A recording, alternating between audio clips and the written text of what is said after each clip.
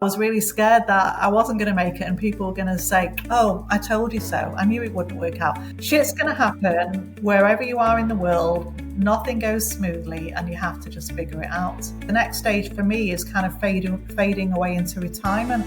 And I was absolutely determined I wasn't going to fade away. My dad used to say, make a decision, any decision. Even a decision not to do anything is still a decision. Welcome to the Old Chicks No Shit podcast for midlife women who are ready to rewrite the rules and create their kick-ass next chapter. I'm Jennifer Arthurton, and each episode we dive into reinvention, resilience, and unapologetic pursuit of your best chapter yet. Because midlife is not the beginning of the end, it's simply a new beginning. Let's dive in. Today I am bringing you an incredibly inspiring midlife reinvention story that I happened to come across while scrolling Facebook one late night a few weeks ago.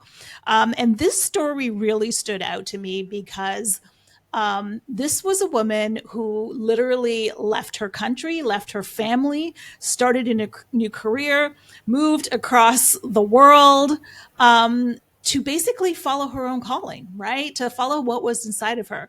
So I want to introduce you to Jacqueline Doss, who moved from Phoenix to Budapest at the age of 54, left her family, her kids, started a new career, and basically built a whole new life. So we're going to unpack her journey today. And Jacqueline, welcome. So happy to have you here.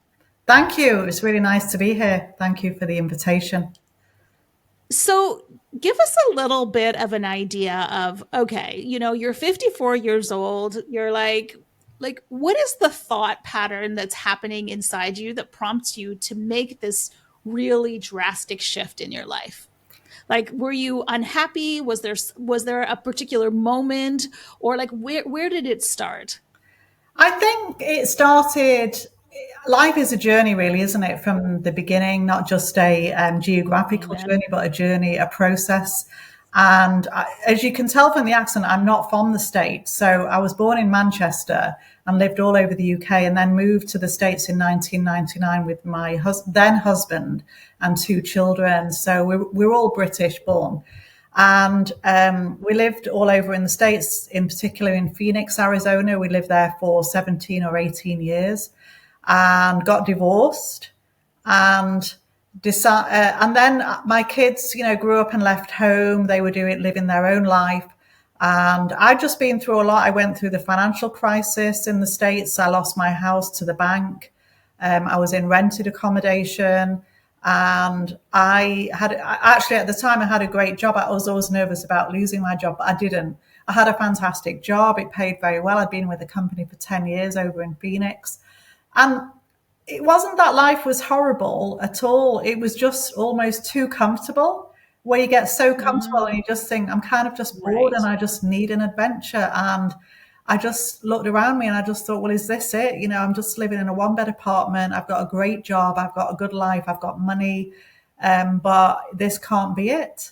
And it was really that made me start thinking about, could I go and live somewhere completely different for 1 year? And that was the goal initially, was 1 year, but I'm still here 7 years later, which is kind of funny. Wow. So it was just to take a year off from the corporate world and then, and then do something different. So I saved up some money.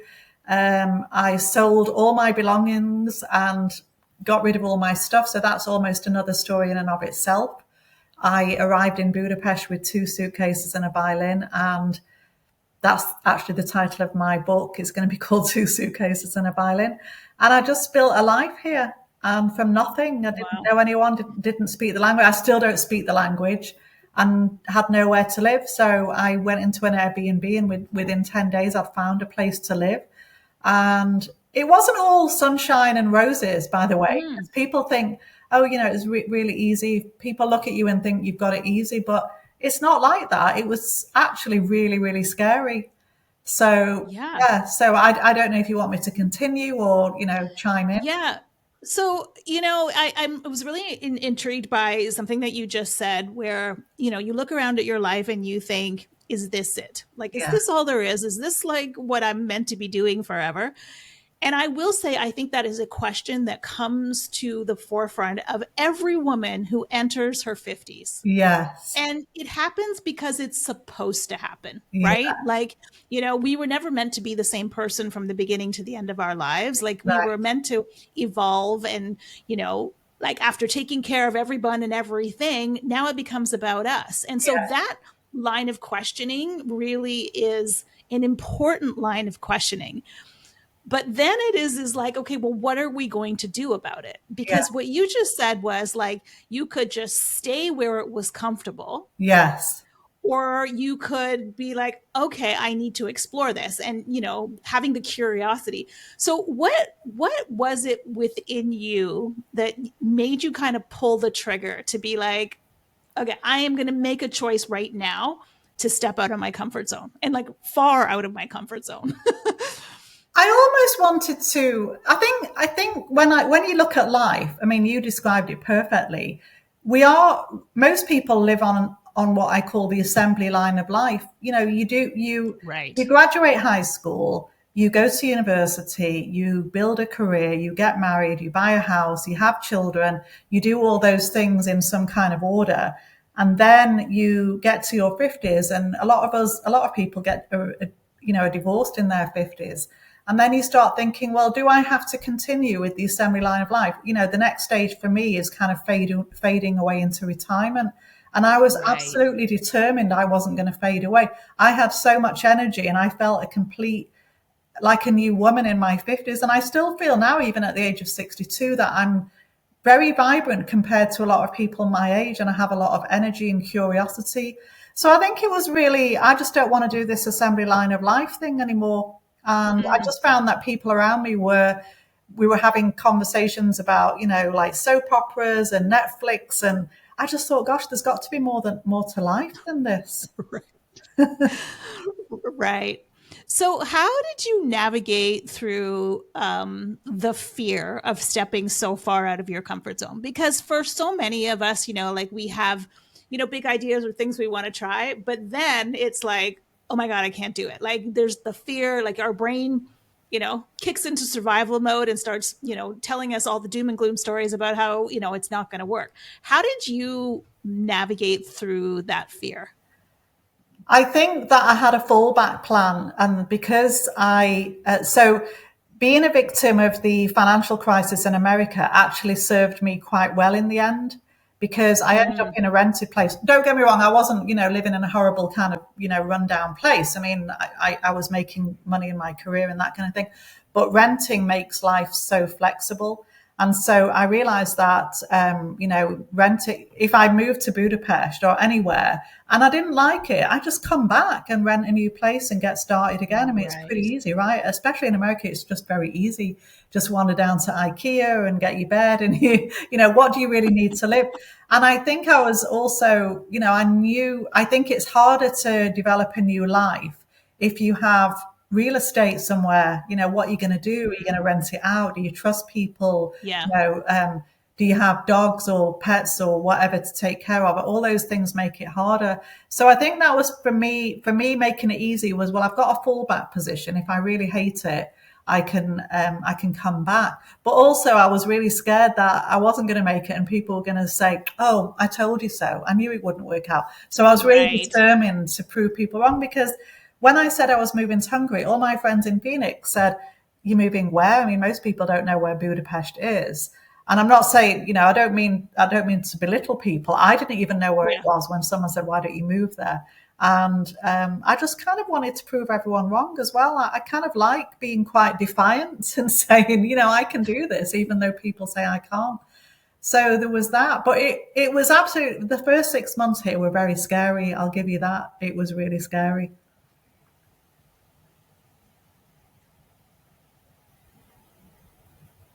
Oh, I think you cut out there for a second. Can you hear me?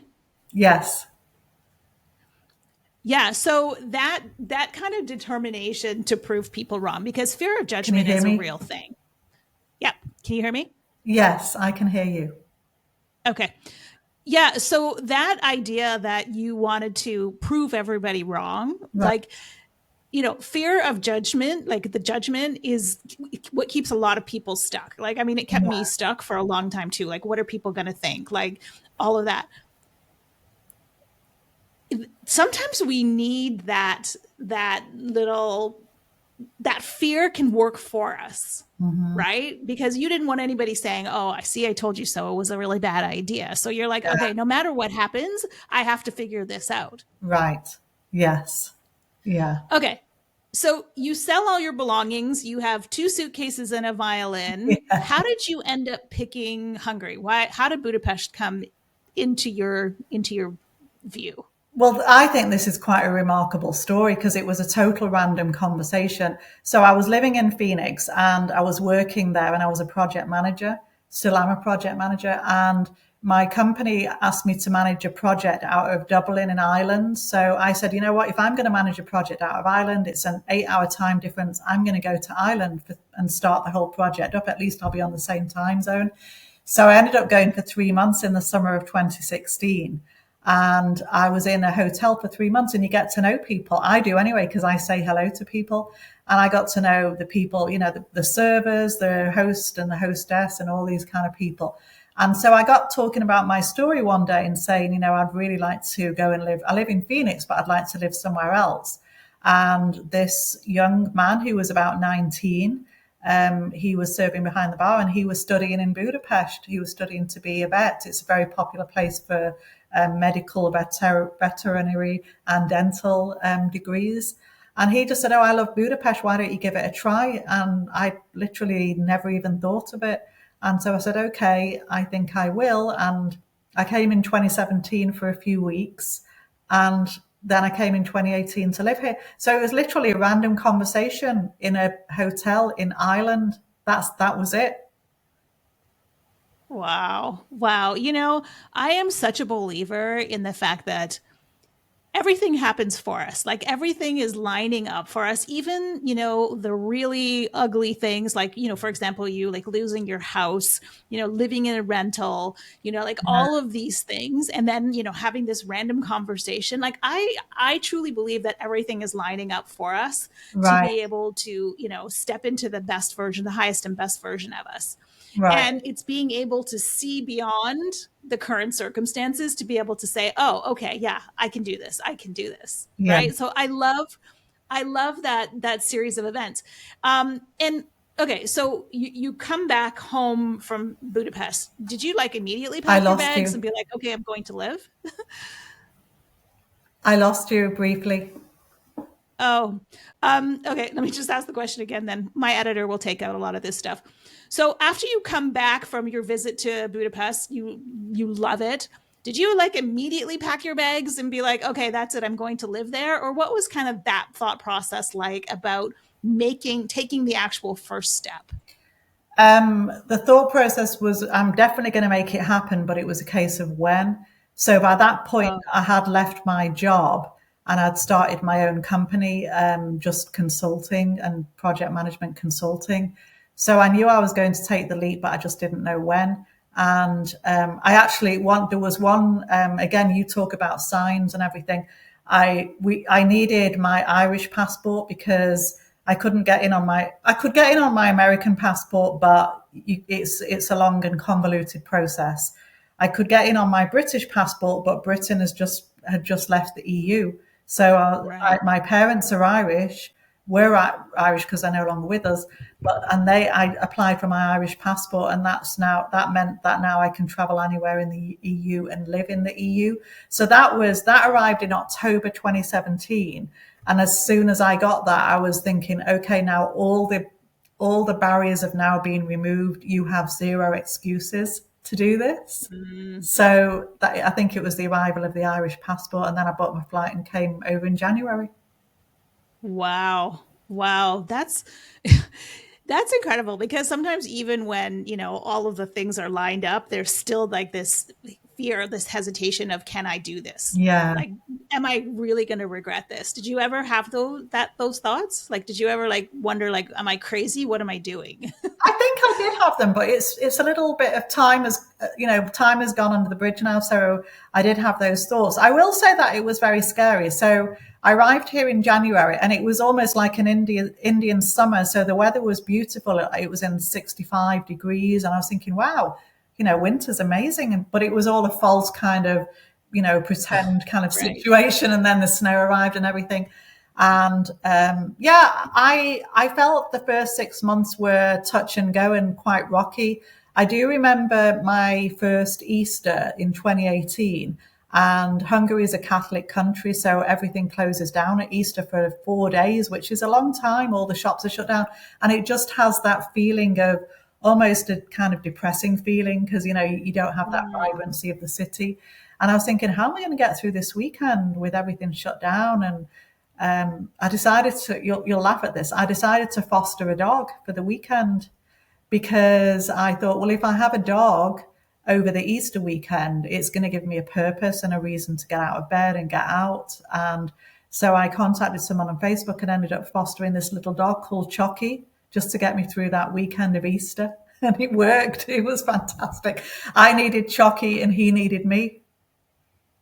Oh, that's so good. So what, like those first few months in Hungary, then where nobody, like how did you go about like meeting people, establishing community, like building a life there? So it all fell into place because I used to be a very shy person. And in 2007, I joined a group called Toastmasters. I don't know if you've heard of Toastmasters. Yep. And that was in Scottsdale, Arizona. And when I moved to Hungary, I thought, I don't speak Hungarian. So I love Toastmasters. It's a great way to build confidence and also to, as you say, develop a community. We all need a community. And so when I arrived here, I was thinking, well, now my Toastmasters journey is over because I don't speak Hungarian and I still don't speak Hungarian. But then I found an English speaking Toastmasters club. And once I joined that around May time, then it was just like a flower. Like it was appropriate at the time of year as well. It was May. It was just like everything just bloomed from that. So it was plug and play. So I'd already been a Toastmaster before in the States and I just plugged into that. And it was mainly Hungarian people who were trying to improve their English. And I found an English speaking group of people who, not just an English speaking group of people, but a group of people that were of the same mindset as me. They're into self-improvement, into communication skills and building all of that. And that's what took me, and that's really what kept me here because it's a fantastic community and I'm still involved today. Wow, that's really cool. What made you decide to join Toastmasters? Like why Toastmasters? Yeah, so I think I had, I would call it stage fright and maybe even a phobia of speaking. And I was in my 40s when I finally decided to do something about it because I'd been on a leadership development course. And all week I dreaded the final presentation where you stand up in front of the executives. You probably know the feeling, and you have to do a call to action and what you learned from the week. We were in Sedona, Arizona, and that was all I could think of all week is how am I going to get through this presentation? And after it, I thought, no, I'm done with being scared. And then I joined Toastmasters, and since I'm not scared of speaking anymore, I like speaking. And I'm involved in lots of things in Hungary, like helping high schoolers with their speaking skills and stuff. So that's really nice too. Wow. One of the threads I see through your journey is this idea of decision, right? Like you just decide, like you make the decision, right? Yeah. Okay. You do a little bit of waffling, but then you make the decision and then it just, there's no other way, right? The decision's been made. This is the direction that I go. And I talk about this a lot because sometimes if we don't actually make the decision, right? Like one way or the other, make the decision, we can stay stuck in limbo for a really, really long time. Yeah. Right? Waffling back and forth. But I love that you just was like, okay, I'm done being scared of, speaking. Okay, I'm going to go do this. I want to live my life. Okay, I'm going to do this. And you made the decision. Yeah. Right? Like has being decisive always been part of your life, or like how did you develop those decision-making skills?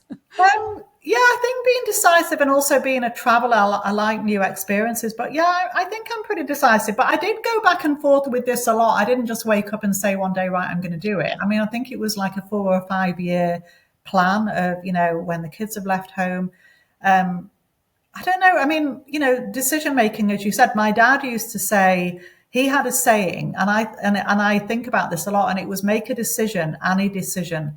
Because, like you said, so many people are in this limbo. So even a decision not to do anything is still a decision. So make a decision.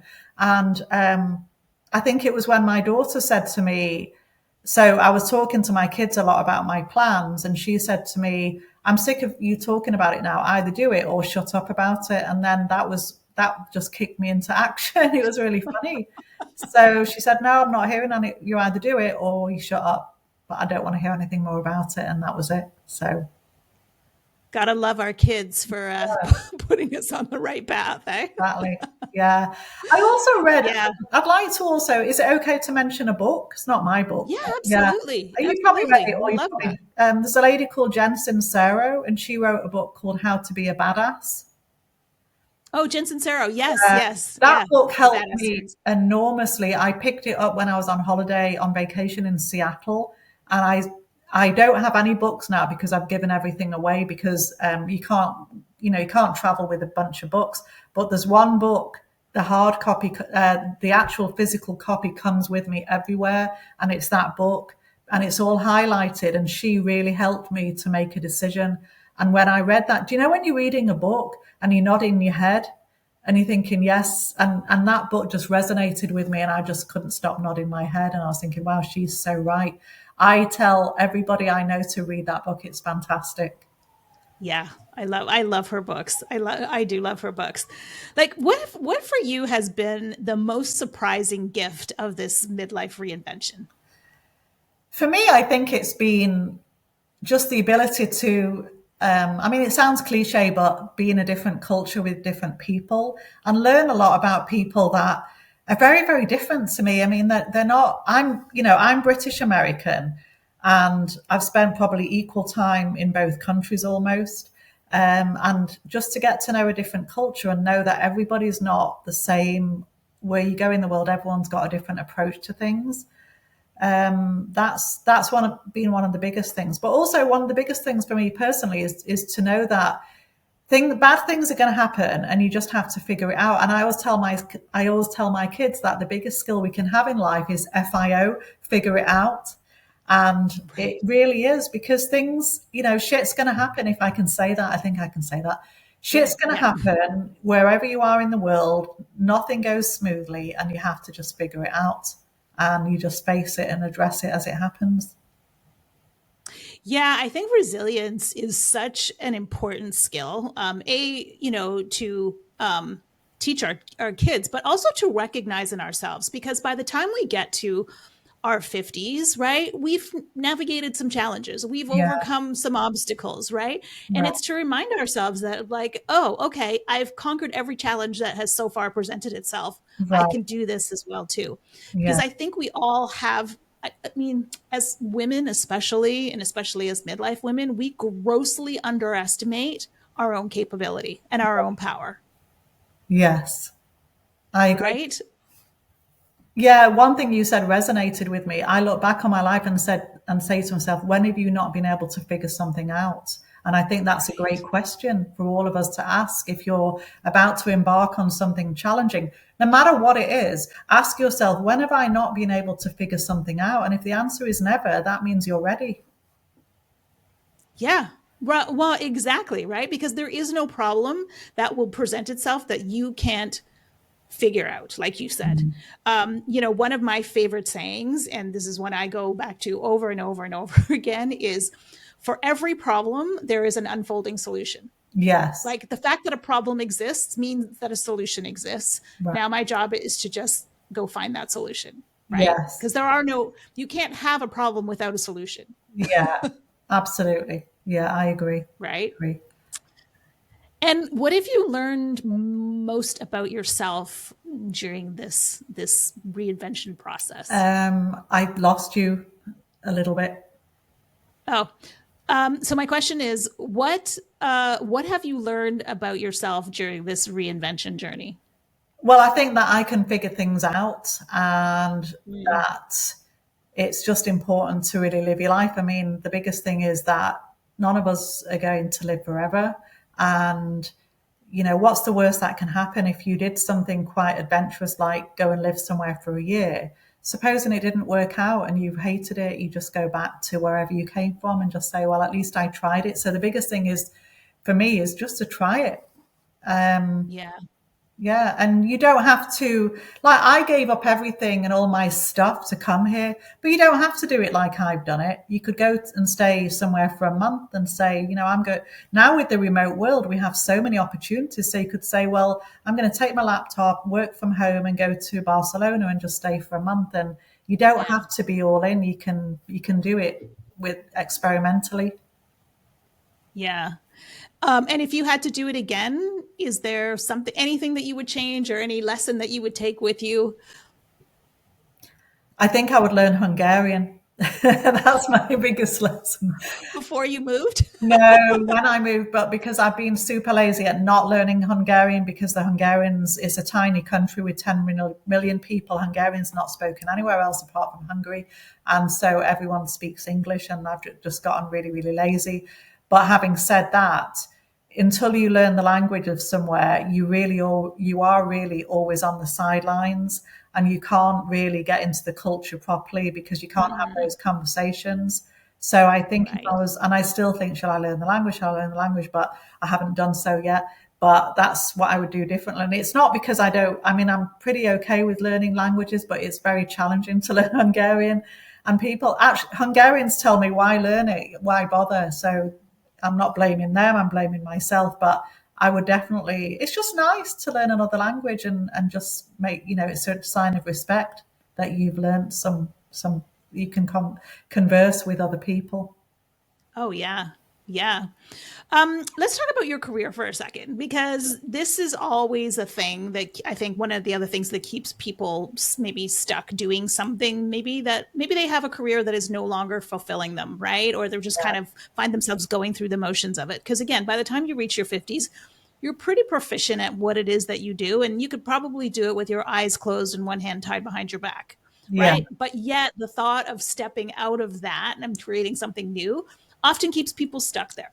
right. So how did you like what was that career transition like for you? Because you said you left the corporate world and then started your own thing. Like what was that process like?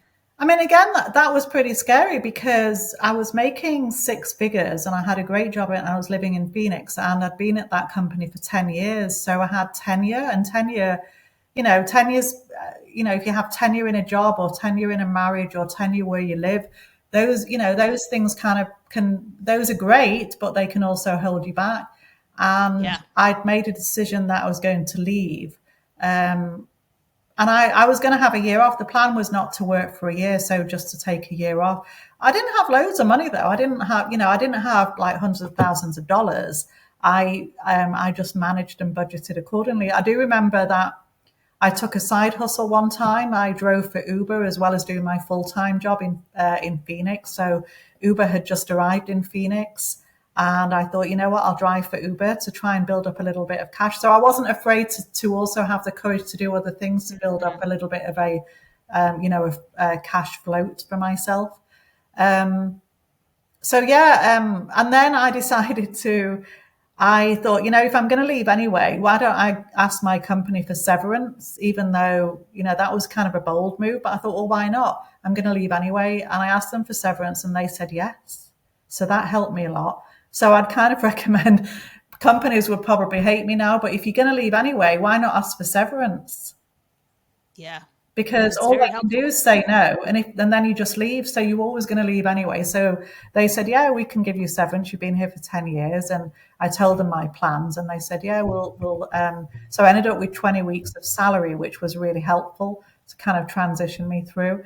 And then I started my own company, and I just do project management and some training. So I do leadership skills training. But I do think I might switch at some point to like coaching people through courage, through having the courage Yeah. to do something. But that's just something for the future. And yeah, I mean, I don't have loads of money, but it is cheaper to live here in Hungary than it is, say, in the US or probably where Right. you are in Canada. And Yeah. I live a very simple life. I've got can I tell you about my apartment? My apartment is 330 square feet, and Wow. it's or 31 square meters, and it's one room. You can see it behind me with a bed, and it's lovely. It's in the center of the city, but I live really small. My closet is just very tiny. Europeans do tend to live quite small anyway, but this is really Yeah. tiny. And I went from the American dream. When we arrived in America, we pursued the American dream, and to this. But I'm really, really happy with it. It's really beautiful. Yeah.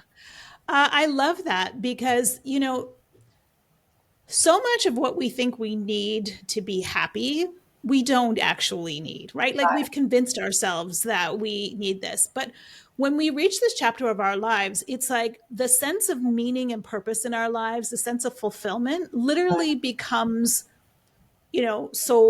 so important. And then you start to realize that all of these things that I thought I needed, I was trying actually to fill the void of what was really missing, Yes. right?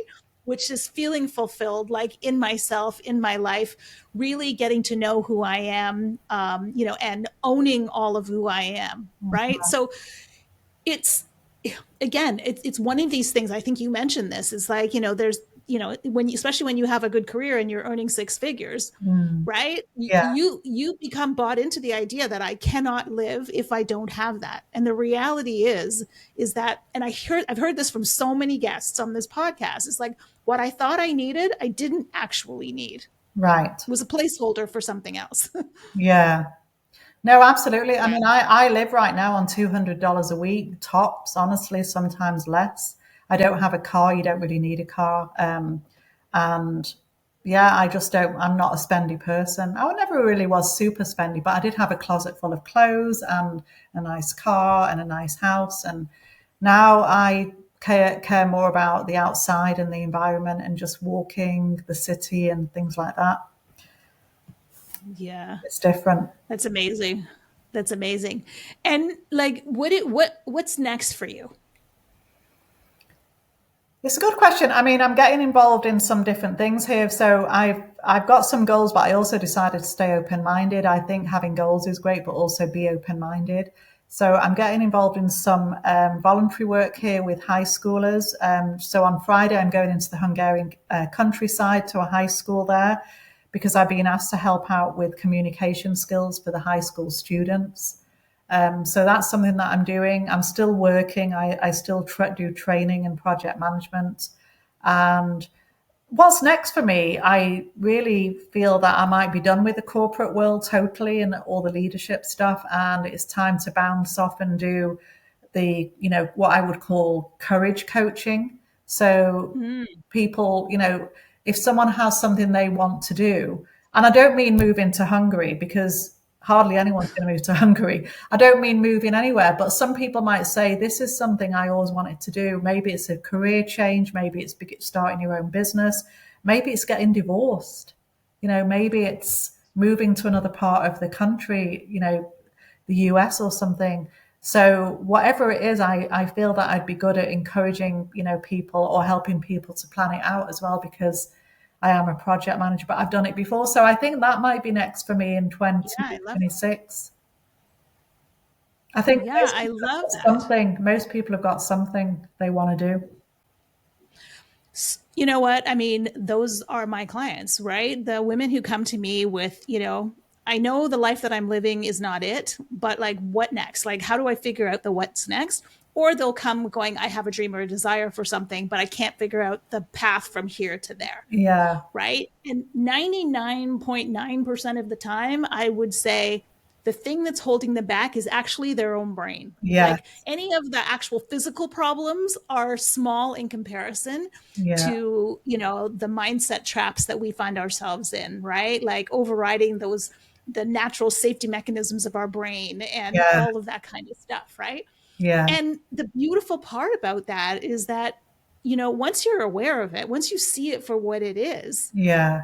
you can respond, accordingly. Right. Yes. And like, so, the biggest obstacle in our way is usually ourselves. And the beautiful Absolutely. part about that is that we control ourselves. So Yeah. we can move that obstacle out of the way pretty easily. Yeah.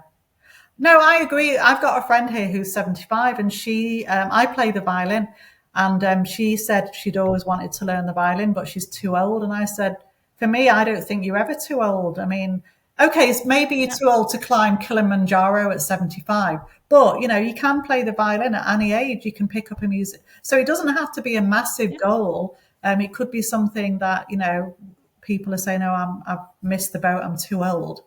So I think we all have something.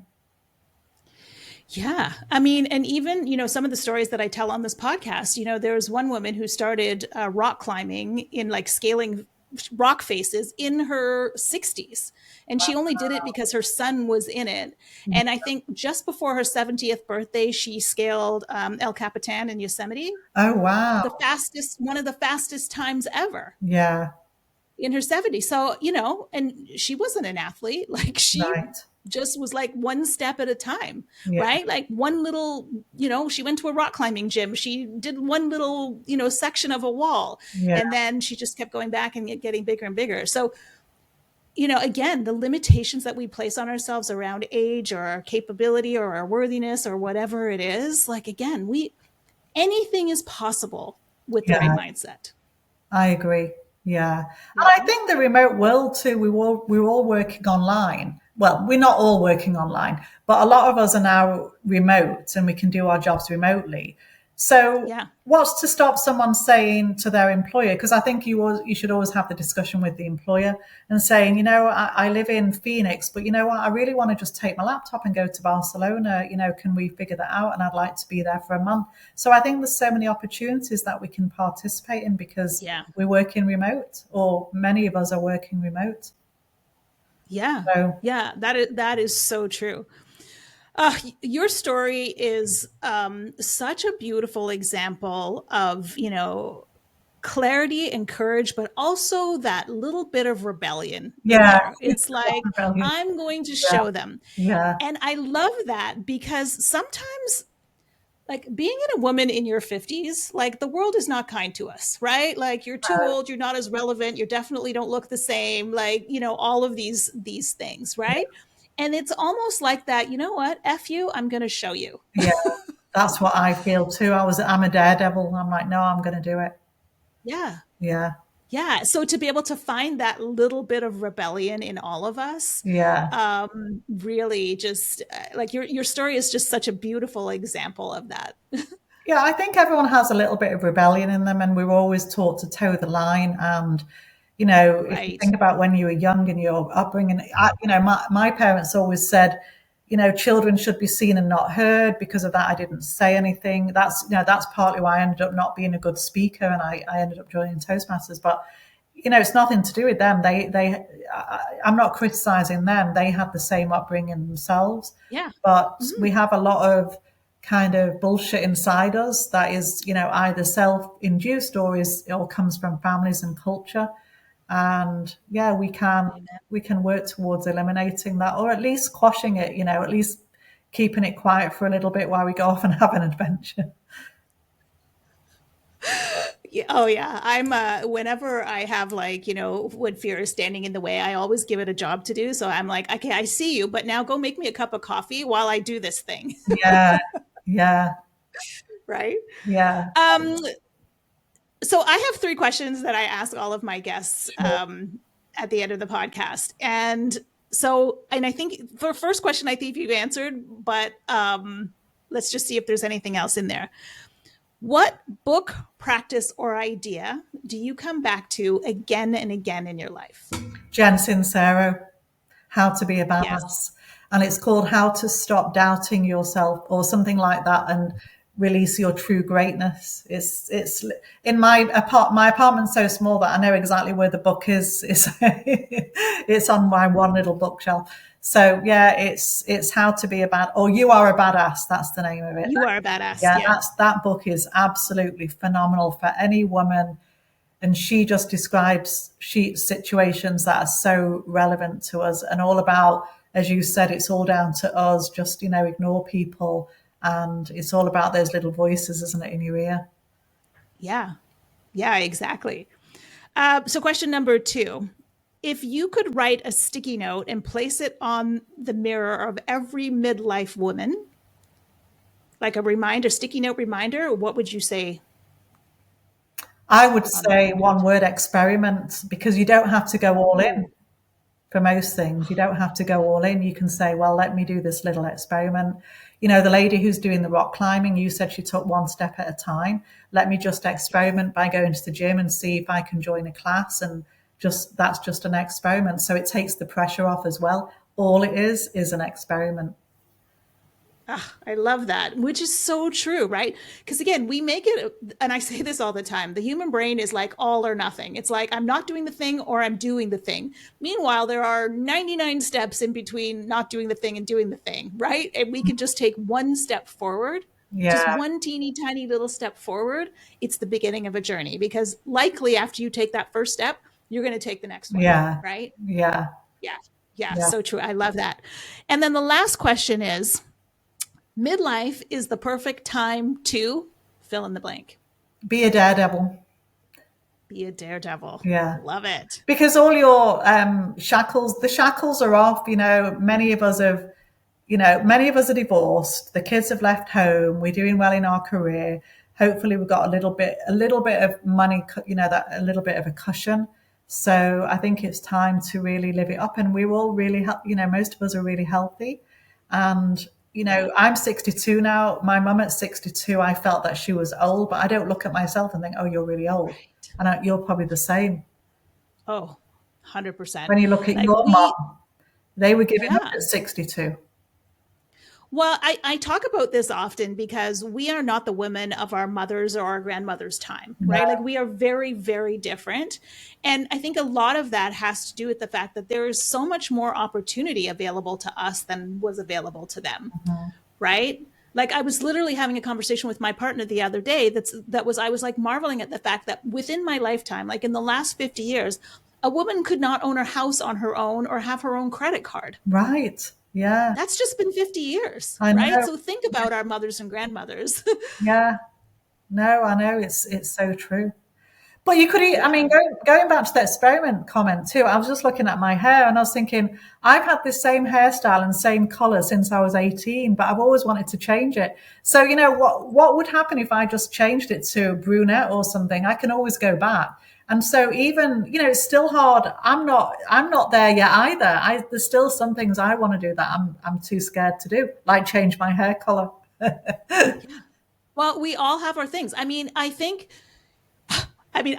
exact same way. I haven't got it all figured out. There's still some things that I am scared to do, but I hope there never comes a point where I'm not afraid to do something. Yeah. Right. Like I hope there's always something for me to reach for. There's always something for me to learn. There's always something to kind of pull that fear and excitement out of me, because that to me is an opportunity for growth. Right.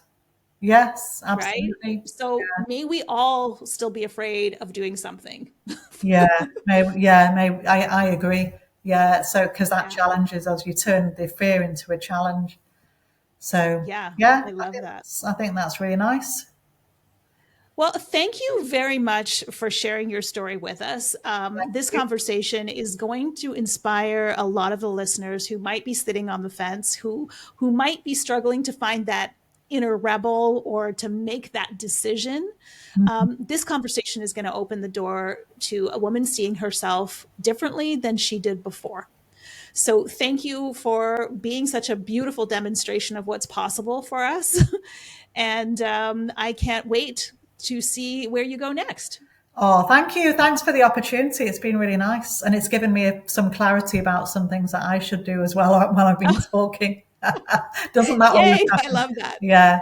Okay. Thank you. So for those of you listening, if you like what you heard today, the greatest honor that you could give us would be to pass this episode along to a friend, a sister, a colleague, or somebody you think would get something out of it. Or you could just go leave a rating or a review on this episode. So until next time, thanks for listening to the Old Chicks No Shit podcast. If you like what you heard, the greatest compliment you could give us would be to comment below and subscribe. Or better yet, you could share this episode with a friend, a relative, or somebody you think could get something out of it. And remember, midlife is not the beginning of the end. It's simply the beginning of your kick-ass next chapter.